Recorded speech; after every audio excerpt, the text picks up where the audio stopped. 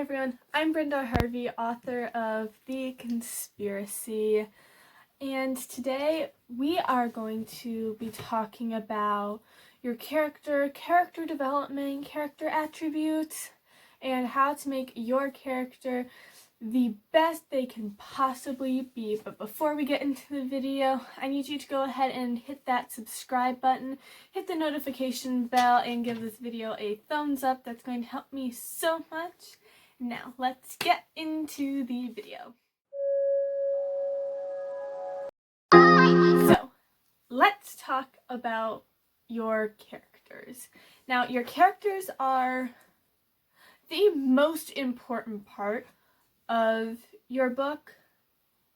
You can have two books with the exact same plot, but if one book's characters are better than the others, that book is the one that is just in general going to be better, because your characters are just so important to your story that you really just need amazing characters for your book to be good. It does not matter if you have the best plot in the world. If your characters suck, your book sucks.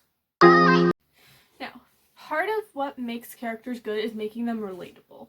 So, if your character is going to be confronting problems, at the very least psychologically, that people every day, your readers are going to face, that's what's going to make your character believable. Now, obviously, if your book takes place in some crazy dystopia where the world is run by robots, your character's main problems aren't going to be relatable to your readers, because that's just not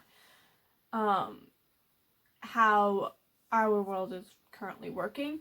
But if psychologically they're doubting themselves, they feel like they can't do everything, they feel like they're just like too much going on and they just can't do anything, that is what's going to make your characters relatable, no matter what crazy problems you throw at them. Now, if you are writing in first person, then you really need to know your character and know how they are going to react. For example, in The Conspiracy, each word is thought out so carefully, it's kind of amazing. Besides the Taylor Swift references are in there. Oh my gosh, if you can spot all of them, just... But each word is thought out very carefully.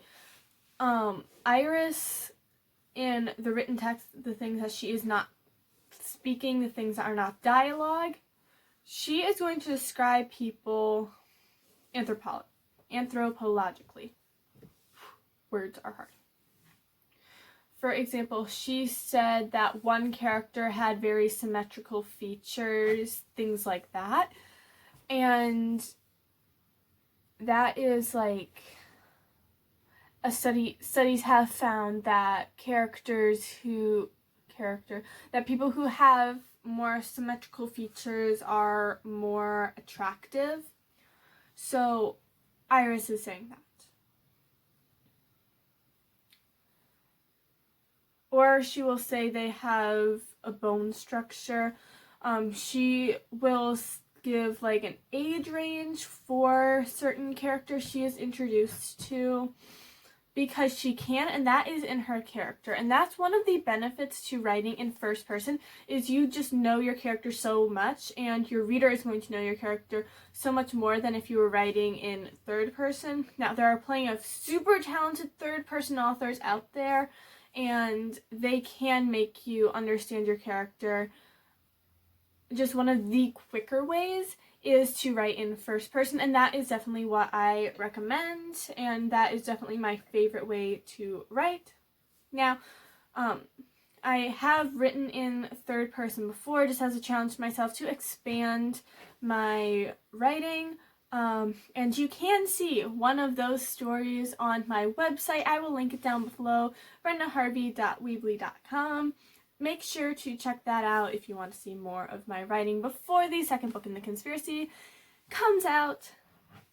first person is definitely one of the easier ways to get to know your character. One of the disadvantages is you have to know your character just so well. I ended up rewriting over half of the conspiracy as I got to know Iris more, because just the beginning did not fit her enough. There was a time I got like 7 chapters into the conspiracy and just scrapped the entire thing because I did not like the way it was going, and Iris's character was not Iris's character. If your reader is screaming at their book, smacking against their forehead constantly, and imagining themselves jumping in the book and just like completely fixing all the messes that your character is making, the majority of the time that is going to say that your character kind of sucks. Because in this age, especially if you're writing female characters, people want to see those empowered women characters like Iris. So if you have one where this female character is just like bending to the will of everyone around them, the majority of the time your character is just going to suck and nobody's going to like it. So you definitely need to make sure that your character, why is my gymnastics trophy up there? Whatever, you're going to see it.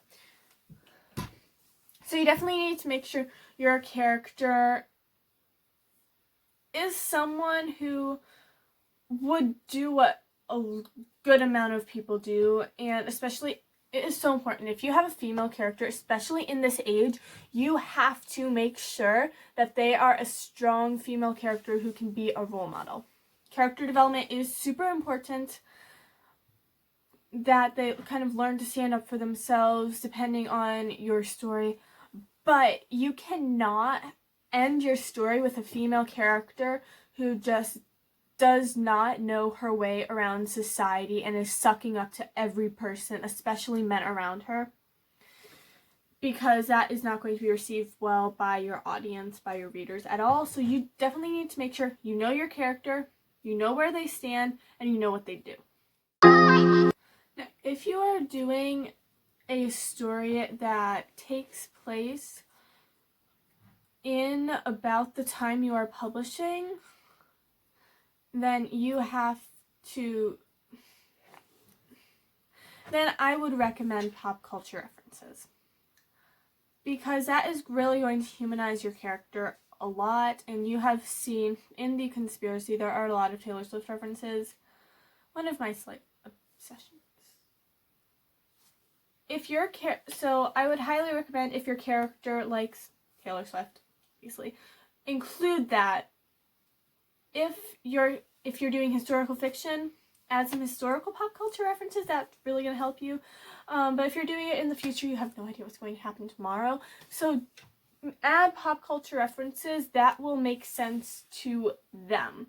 So if there is like some super talented singer out there in the future, in the world you created, add that, because that's going to humanize your character a lot.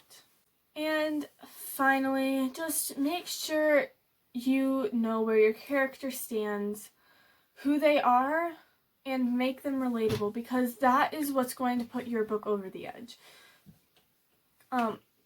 Your characters are the most important part of your book, or of any story, really. And if you don't know what's going on with your character, your reader's not going to know, and they are going to throw your book against the wall.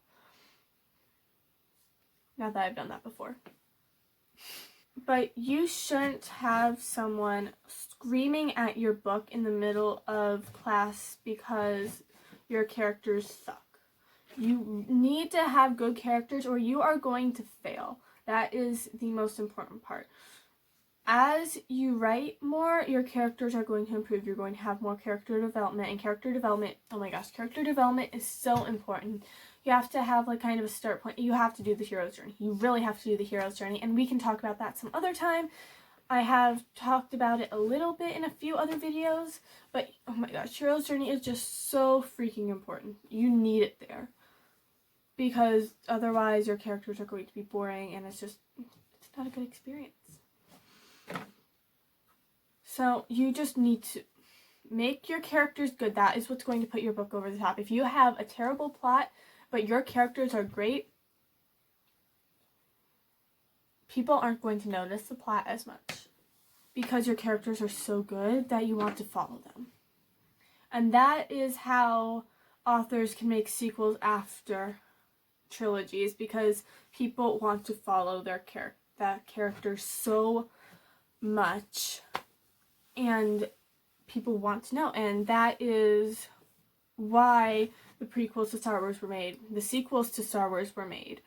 That is why so many things have happened, because there were such good characters. And that is going to be your most valuable asset throughout your entire writing career, whether it is for school or you want to be an author as a profession. Characters are what's going to put your book over the edge, and just make sure they are good. If you have terrible characters, you are going to fail. I can't say that enough. You need good characters. And a lot of books that have terrible characters but are really popular, they have the weight of a publishing agency behind them.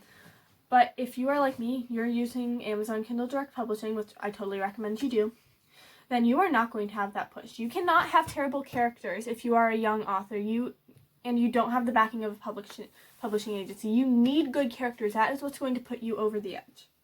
So make sure you have them. And that is all I have for you today. Make sure to subscribe to this channel, hit the thumbs up button, check out my website. I post blogs there, updates on how the second book in the conspiracy series is coming, and even just some random stories that you might want to read.